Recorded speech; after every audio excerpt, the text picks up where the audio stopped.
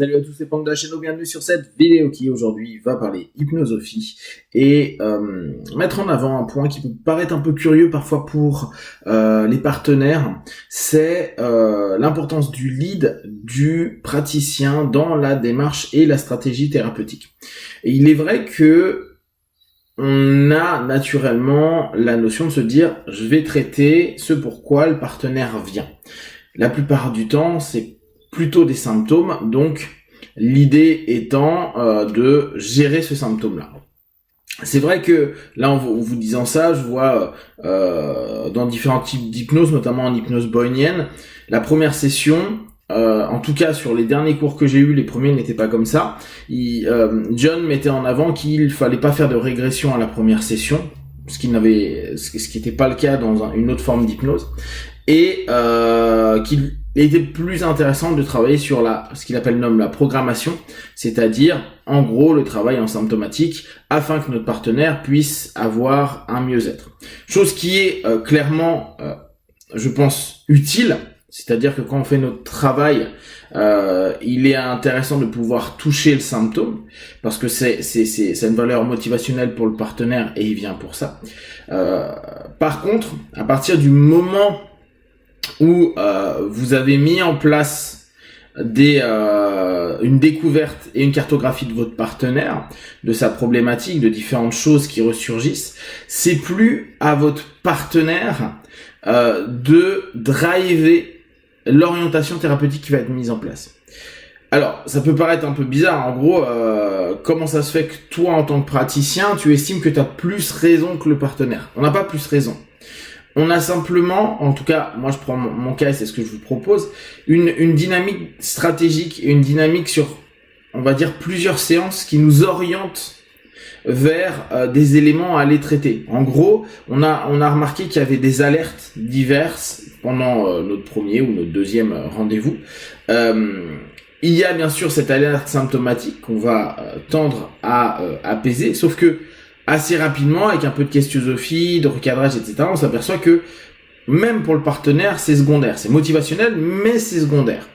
Et on va arriver à des éléments qui sont un peu plus profonds, des choses qui ressurgissent. Alors n'oublie pas, c'est pas parce que les choses ressurgissent que notre partenaire arrive à mentaliser, voire, alors là, à un niveau plus élevé, conscientiser ce qui est en train de se passer. C'est-à-dire que sur l'instant, ils peuvent se dire « waouh » et 10 minutes après, ne plus se souvenir pourquoi c'était « waouh ». Parce que ça, c'est une question de temps. Et justement, c'est à nous d'annoter et de se dire, ok, tiens, cette notion-là est hyper importante. Il vient de se passer quelque chose. Mais c'est comme si c'était un premier impact.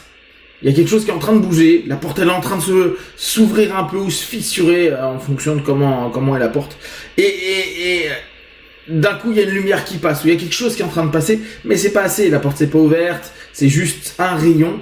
Et le gars vient de se dire, waouh, j'étais dans l'obscurité, je viens de me manger dans les yeux un rayon et c'est dingue, il y a de la lumière. Mais après, il retourne et puis il se retrouve dans l'obscurité et il se dit, putain, je vois de toute façon pas plus parce que la lumière l'a ébloui. Et l'obscurité, il fait noir. Donc de toute façon, il voit pas davantage.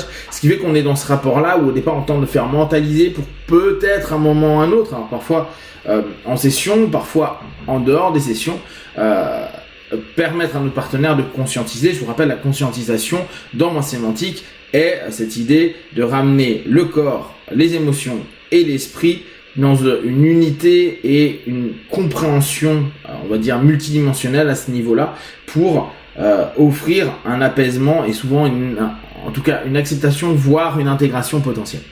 Donc, quand je dis c'est nous qui allons l'idée, c'est parce que on a vu des points, il y a eu des émergences, il y a eu des éléments qui ont clairement mis en avant on va dire des explications ou des causes ou des origines et qu'il est utile d'aller creuser parce que si ça c'est venu en session, c'est pas pour rien. Je vous rappelle, tout ce qui arrive est normal, tout ce qui arrive dans un cadre bien donné, donc comme le cadre du cabinet où on sait qu'on va travailler sur soi, c'est une façon dont a le conscient et le subconscient de transmettre et d'émettre des informations parce qu'il sait que dans ce cadre-là, il peut potentiellement tout se permettre parce que ça restera entre ces 4 murs. Donc, on pourrait se dire, ouais, mais par exemple, notre partenaire vient, je sais pas, arrête du tabac en session 2, puis bon, il a commencé à diminuer, on va arrêter, en session 1, pardon, et en session 2, il revient pour, je sais pas, un stress qu'il gère pas au boulot, et en session 3, il aimerait travailler sur son rapport à telle ou telle chose. Ok. C'est vrai qu'on pourrait se dire, bah, c'est ce qu'il me demande, je le fais. C'est ce que je faisais moi avant avec beaucoup la PNL, où je travaillais bah, à la demande.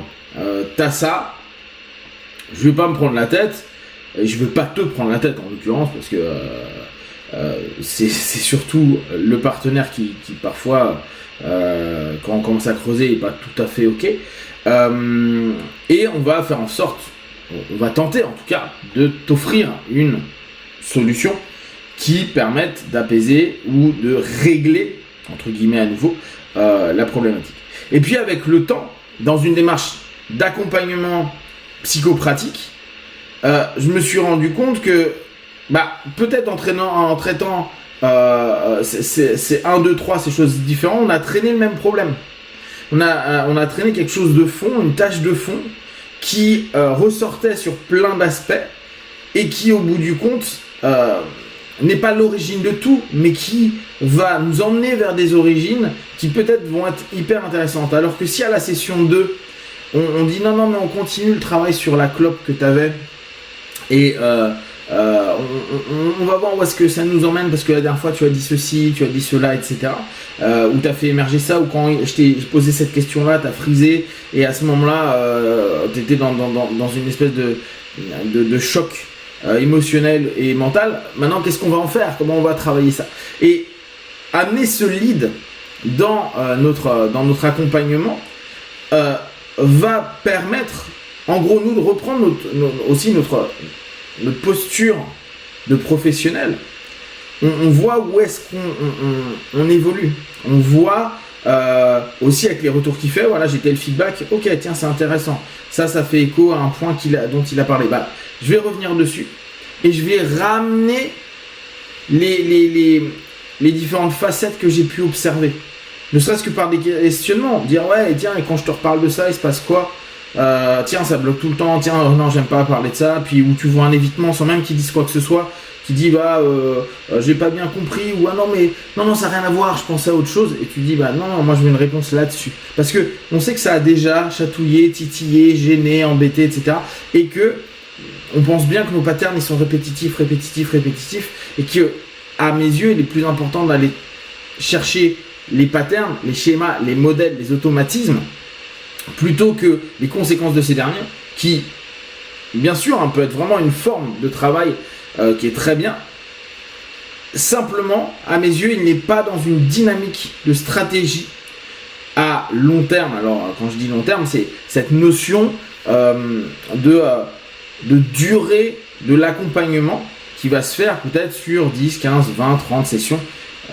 Là, après, j'exagère en termes de chiffres, mais admettons, même si on reprend notre notion dont je vous ai parlé à plusieurs reprises de thérapie brève dans le terme de Haley, 10-20 sessions, bah voilà, ça nous donne une stratégie, une orientation, une direction, avec bien sûr les feedbacks du partenaire, c'est toujours interactif, parfois les choses en plus qui ramènent, et nous toujours se dire, ouais mais attends, d'abord je vais finir de vérifier cette map-là.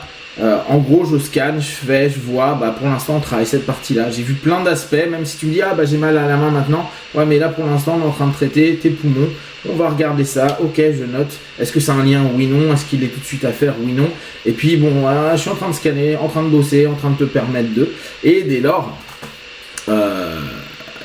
savoir l'orientation, ce qui ne veut pas dire savoir exactement ce que vous allez faire. Vous ne mettez pas un script en place, vous n'avez pas session 2, 3, 4, c'est comme ça, c'est formalisé. C'est juste par rapport à des choses que la personne a fait émerger et on travaille avec ces émergences-là. Si vous avez des questions et des remarques, vous partagez sur Facebook, YouTube, je répondrai le plus rapidement possible, comme d'habitude, de tout ce que je propose. Ne prenez que ce qui est bon juste pour vous, testez, observez, analysez et concluez. Ciao.